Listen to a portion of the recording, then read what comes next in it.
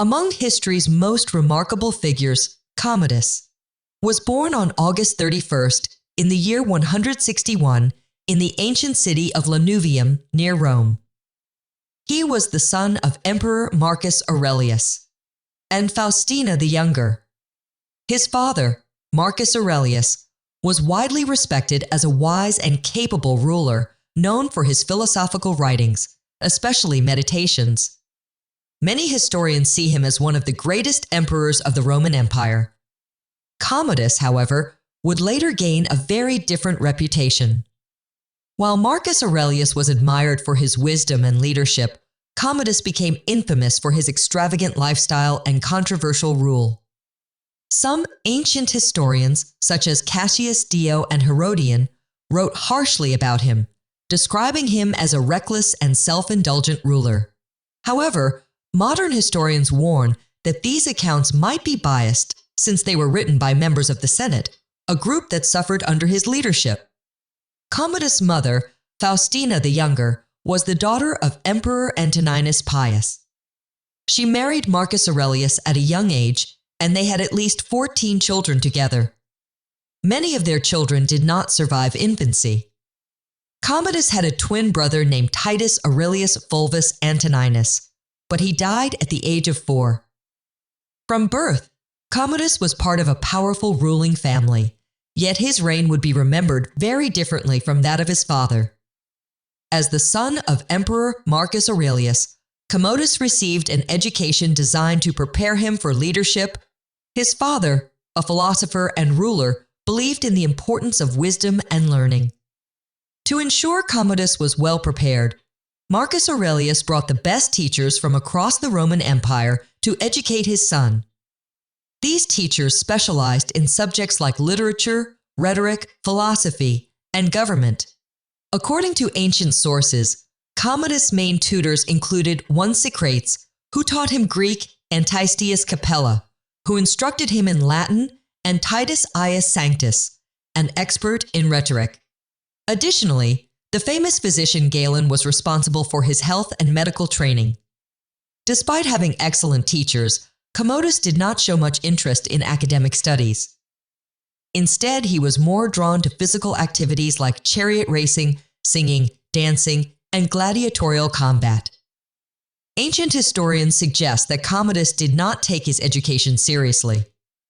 The Historia Augusta tells a story that at the age of 12, Commodus became angry when his bathwater was too cold and ordered a servant to throw the bathhouse attendant into a furnace.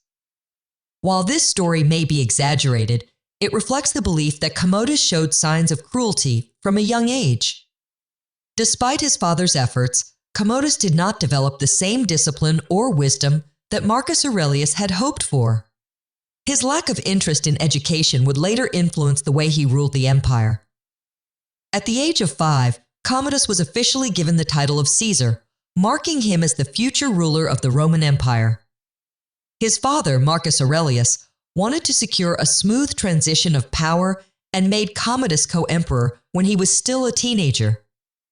This was an unusual decision since previous emperors of the Nerva-Antonine dynasty had chosen capable and experienced men as their successors rather than their biological sons. In the year 177, at the age of 15, Commodus became co-emperor. He was given important titles, including Augustus, which signified his authority over the empire. He also became a consul, the youngest in Roman history. Marcus Aurelius hoped that ruling alongside him would help Commodus gain valuable experience. However, historical accounts suggest that Commodus was uninterested in governance and preferred entertainment and leisure. During this time, Marcus Aurelius was still leading military campaigns in the northern regions of the empire. He took Commodus with him to the battlefield to introduce him to leadership. Some inscriptions and coins from this period show Commodus as a military figure, but there is little evidence that he actually played a role in any battles. As Marcus Aurelius's health declined, Commodus' role in government increased. By the time his father passed away in 180, Commodus was officially the sole ruler of the Roman Empire, though he had little real experience in governance.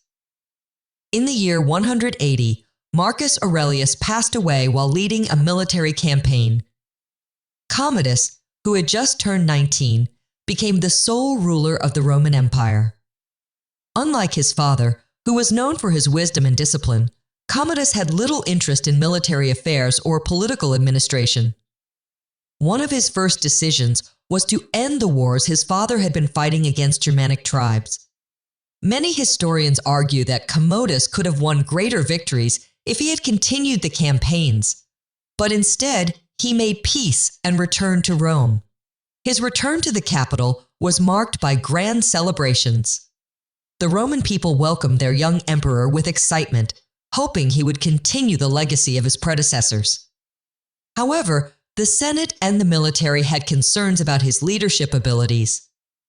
Commodus quickly showed that he was more interested in personal pleasures than in governing the empire. Despite this, his early reign was relatively stable. Commodus relied on experienced advisors, including generals and senators who had served under his father. These men helped maintain order and manage state affairs. However, as time went on, Commodus began to trust a smaller circle of personal favorites, many of whom had no experience in government. This shift in power would later lead to corruption and instability. Though his rule started with peace and optimism, Commodus' growing disregard for traditional leadership would soon lead to major political problems.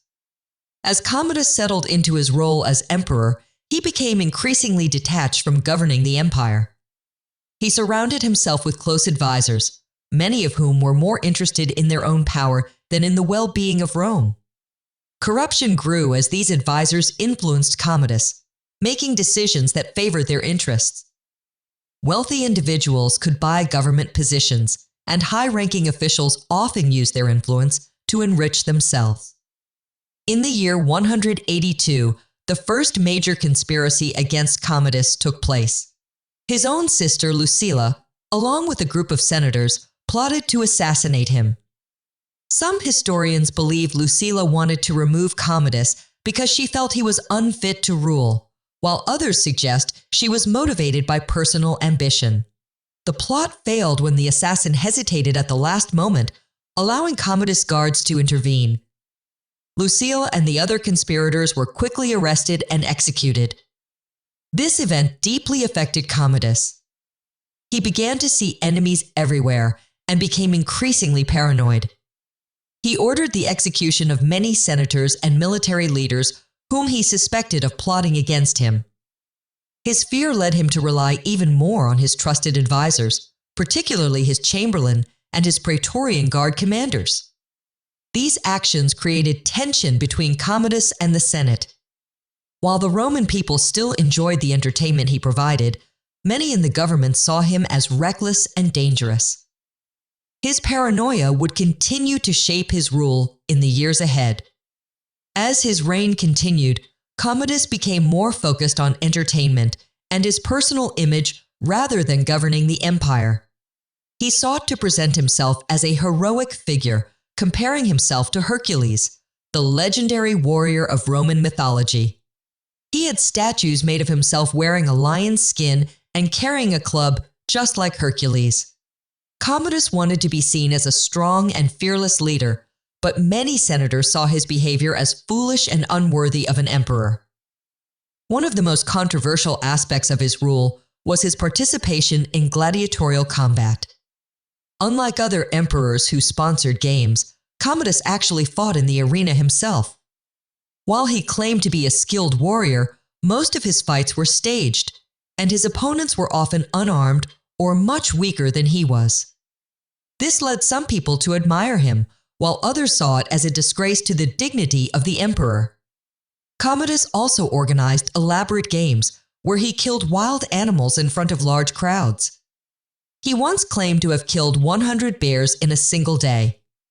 He saw these events as a way to win the love of the people, but his obsession with performing in the arena made the Senate lose even more respect for him. As Commodus spent more time in the arena, he distanced himself from the responsibilities of ruling, allowing corruption and mismanagement to grow in his government. By the later years of his reign, Commodus had almost completely withdrawn from the responsibilities of ruling the empire. He spent most of his time enjoying lavish entertainment, extravagant feasts, and gladiatorial performances. His close advisors and favorites gained more influence, using their positions to enrich themselves, while the empire suffered from corruption and poor administration. In the year 190, a massive fire broke out in Rome, destroying important buildings, including temples and government offices. Instead of focusing on rebuilding the city, Commodus became even more obsessed with his image. He declared himself the Roman Hercules and ordered that Rome be renamed Colonia Commodiana, meaning the city of Commodus. This decision shocked the Senate and further damaged his reputation among the ruling class. At the same time, economic problems worsened. The empire faced food shortages, and inflation made life harder for ordinary people. Commodus' reckless spending on games and gifts for the public drained the treasury. Many Romans still admired him for providing entertainment, but his neglect of government affairs created unrest. Meanwhile, tensions within his inner circle grew. His closest advisors, fearing for their own safety, began to turn against him. Commodus's erratic behavior and increasing paranoia made it clear that his rule was coming to an end. In the final months of his reign, those closest to him secretly planned his assassination to prevent further chaos. By the end of the year 192, Commodus had become dangerously unpredictable. He planned to celebrate the new year by dressing as a gladiator during an important public ceremony, an act many saw as disgraceful for an emperor. His closest advisors, including his mistress Marcia, Chamberlain Eclectus, and Praetorian Guard Commander Laetus, feared that his behavior would lead to their downfall. They decided that Commodus had to be eliminated. On the night of December 31st, Commodus's advisors poisoned his food and wine. However, he vomited before the poison could take full effect.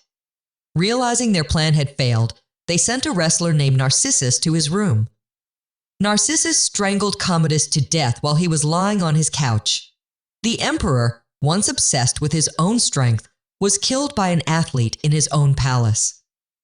After his death, the Senate quickly declared Commodus a tyrant and ordered that his statues and inscriptions be destroyed. His memory was condemned, and his name was erased from official records. However, the chaos did not end with his assassination. The empire fell into a period of instability known as the Year of the Five Emperors. Several leaders fought for control, leading to political unrest and military conflicts. Eventually, Septimius Severus emerged as the new emperor and later restored Commodus's reputation for political reasons. Despite his downfall, Commodus remains one of the most infamous rulers in Roman history. Commodus remains one of the most controversial emperors in Roman history. His rule marked a turning point, as his reckless decisions and obsession with personal glory weakened the empire's stability.